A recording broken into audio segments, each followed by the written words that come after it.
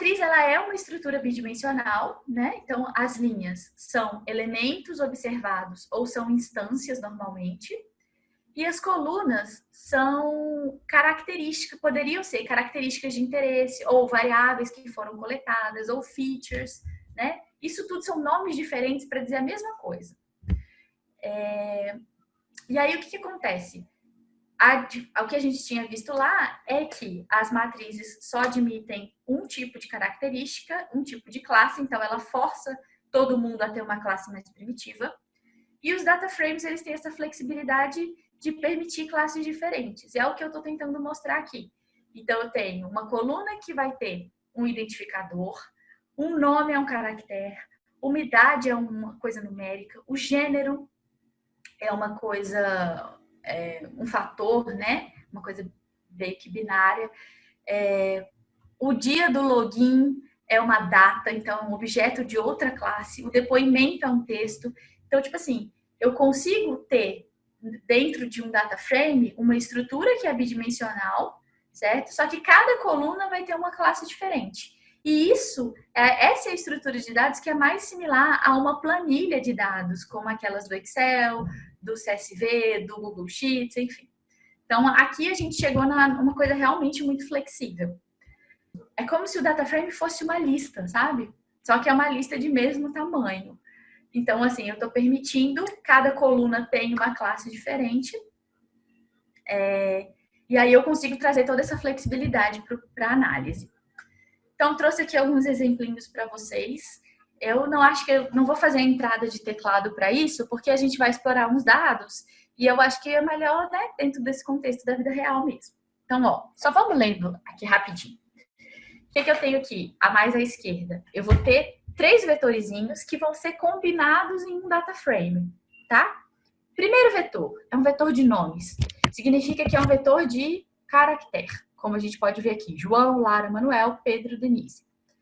O segundo vetor é um vetor de idade. Então, ele está recebendo aqui quantidades numéricas. 30, 43, 21, 34, 25. O terceiro vetor, aqui vai entrar como se fosse um caractere, tá? Então, é o vetor de gênero, né? Então, vai ser masculino e feminino a princípio. E aí, eu vou combinar essas 3 informações em um data frame. O que eu estou fazendo aqui? Data frame é a função para criar um data frame. Assim como a gente tinha função para criar vetor, a gente tinha função para criar matriz, a gente tinha função para criar lista, né? Agora a gente tem uma função para criar um data frame. Então, um data frame aqui, estou colocando os objetos que eu quero que façam parte desse data frame. Então, aqui tem nomes, idade e sexo. E aqui eu estou colocando um argumento que é importante, tá? Não vou entrar tanto no detalhe disso, assim, mas, ó, eu vou misturar aqui caracteres com números, né? De vez em quando, se você não passar esse argumento, o R vai ler esses caracteres como fatores, tá?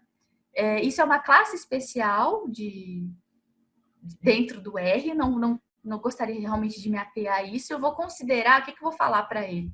Então, ler tudo que é caractere dentro desse data frame, você vai ler como se fosse... ignora o fato de que é fator. Então, a string vai aparecer como fator? Falso. Esse vai ser o argumento que a gente vai especificar aqui. E a gente junta isso tudo, todo esse data frame, em um objeto chamado df. Como que esse objeto vai ficar? Então, repara. Primeira coluna vai ser o objeto nomes, que a gente tinha definido lá em cima como um vetor de caractere. João, Lara, Manuel, Pedro, Denise. Idade também. Sexo também. Vem aqui assim, bonitinho. Então, a gente fez um data frame aqui, tranquilão, cada um com a sua classe. Tá? Então, vamos tentar, vamos aprender a acessar também, de novo, esse objeto. A gente pode acessar esse objeto pelo nome. Então, repare que o df é um data frame. Aí, se eu fizer cifrão, a primeira coluna chama o quê? A primeira coluna chama nomes, que é o que eu tô vendo aqui, ó. Então, df, cifrão, nomes, o que vai voltar para mim? Vai voltar os elementos que estão dentro dessa primeira coluna. João, Lara, Manuel, Pedro, Denise. Ok?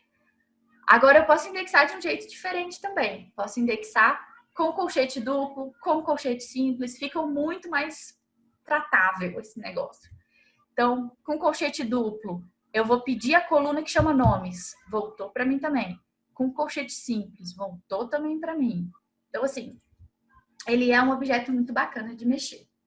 Agora, vamos tentar acessar. Isso aqui a gente acessou pelo nome, né, e tal. Por quê? Porque a gente presume que um data frame vai ter os nomes das variáveis, né? Toda análise de dados tem isso. Mas, assim, a gente pode acessar como uma matriz também. Então, digamos que eu queira ver todas as informações dos nomes, mas eu não sei que essa coluna chama nomes. Então, eu posso indexar como se fosse uma matriz. Com uma matriz, eu indexo com colchete, abre e fecha. E lá dentro, eu vou ter uma vírgula, né? Aí, o que vem antes da vírgula é o que diz respeito à linha, o que vem depois da vírgula é o que diz respeito à coluna. O que eu estou dizendo nessa primeira sintaxe aqui de cima? Pega todo mundo, todas as linhas da primeira coluna. Então, pega todas as linhas da primeira coluna, da coluna nomes. E foi isso que voltou aqui. Além de eu indexar assim, ó, posso indexar com colchete, aí eu quero todas as linhas da coluna que chama nomes. Pegou também todo mundo aqui. Beleza? Agora vamos acessar a segunda linha. Aqui a gente acessou por coluna. Agora, digamos que a gente queira ver todos os dados de uma única pessoa. Então, eu quero saber as informações especificamente do indivíduo Lara. Então, eu venho e seleciono. A Lara está na linha 2. Então, DF na posição 2 para a linha, ou seja, antes da vírgula, todas as colunas. Aí eu vou saber que a Lara tem a idade de 43 e o sexo feminino. E aqui, ó, perceba que eu estou pegando por intervalos nesse último, né? Então, eu estou selecionando as linhas de 2 a 4. Então, tá aqui. Linhas de 2 a 4 é a linha que tem a Lara, que tem o Manuel, que tem o Pedro. Só que as colunas, que é o que aparece depois da vírgula, são só a 2 e a 3 que eu quero. Então, eu só quero a coluna da idade e da coluna do sexo. E é o que está sendo retornado aqui. Algumas funções para data frame, então. Tenho funções específicas que são para data frame, né? Eu não vou fazer transposto de data frame, eu não tiro média, assim, de data frame. O que eu faço para mexer com data frame? Então, uma função legal que tem chama head, que é tipo assim, me dá a cabeça desse data frame. E aí ele vai printar as 5, acho que são 6 primeiras entradas desse data frame.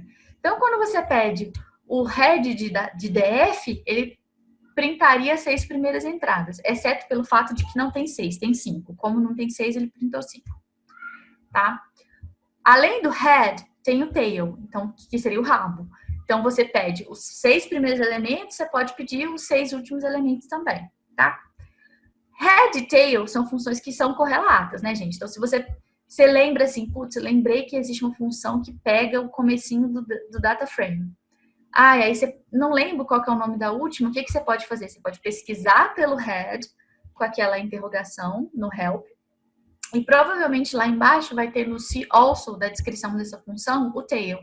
E aí você vai lá e acessa a função com todos os argumentos que ela precisa, tá? Então, o que é outra função legal também? STR. O STR, ele ajuda a descrever um pouco o data frame pra gente. Então, ele está dizendo que esse objeto DF, ele é, olha aqui no meio, um data frame.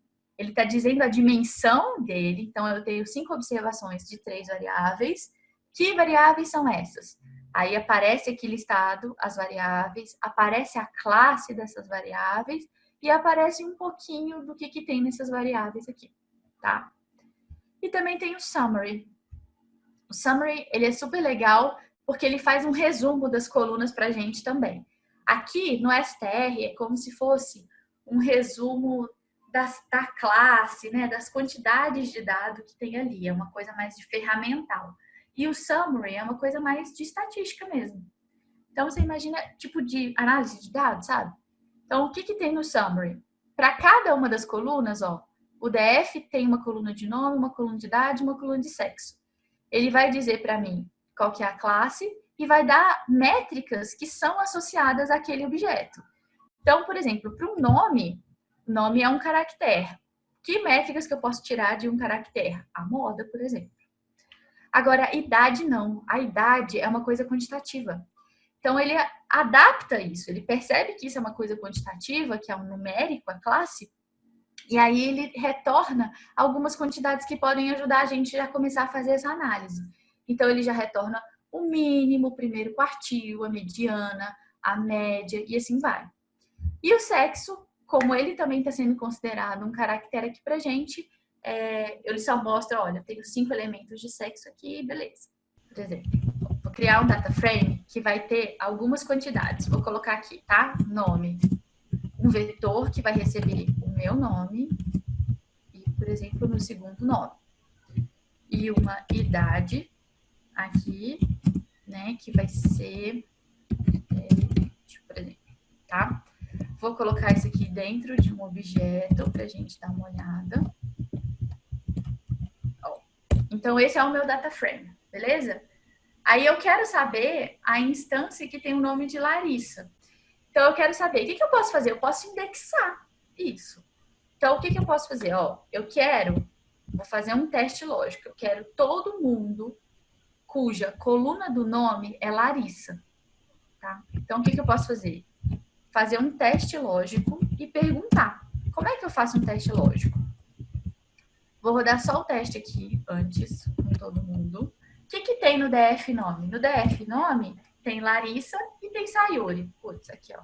Por isso que eu tenho que passar o string as factors false.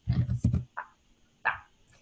Então, aqui, ó, vou executar isso aqui. O DF nome é um vetorzinho que tem 2 posições, Larissa e Sayuri. Aí eu vou fazer um teste lógico aqui. Como é que eu faço um teste lógico? Operador lógico de igualdade, que é o igual igual. Aí eu vou testar DF nome igual a Larissa. Isso vai voltar o quê? Um vetor lógico. Então, assim, a primeira posição é igual a Larissa. Então, a primeira posição vai retornar true. A segunda posição não é igual a Larissa. Então, ela vai retornar false.